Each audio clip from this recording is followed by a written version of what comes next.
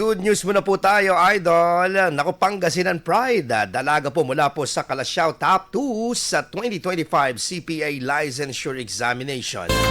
Para sa good news na yan, ikwento mo, idol Tita Ronnie.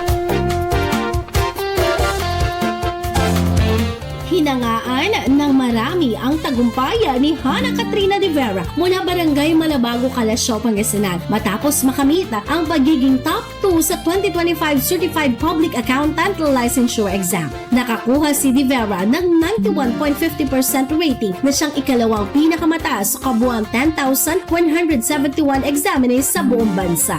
Kasama rin sa mga nakapasok sa top 10 ang dalawa pa niyang kaklase na si Erico Sambulasok at na rank 6 at may 90% rating, Sofia Marie Cancino na rank 8 at may 89.67% rating. Hindi kinalimutan ni de Vera ang pasasalamat sa mga taong nagsilbing lakas, suporta at gabay, lalo na ang kanyang mga magulang na nagsakripisyo para maitaguyod ang kanyang pag-aaral. Kinilala rin niya ang patuloy na paggabay sa kanya ng puong may kapal. Nagbigay din ng encouragement message si de Vera para sa mga nais kumuha ng kursong Bachelor of Science in Accountancy. Ang kanilang sipag, tiyaga at determinasyon ay isang malaking karangalan para sa mga Pangasinense. Sumasalamin ang kanilang tagumpay sa posibilidad na makamit din ng mga sumusunod na aspiring CPA ang pagkakaroon ng lisensya. Mula sa IFM Dagupan, isang mainit na pagbati para sa lahat ng naging bahagi ng 2025 Certified Public Accountant Licensure Exam.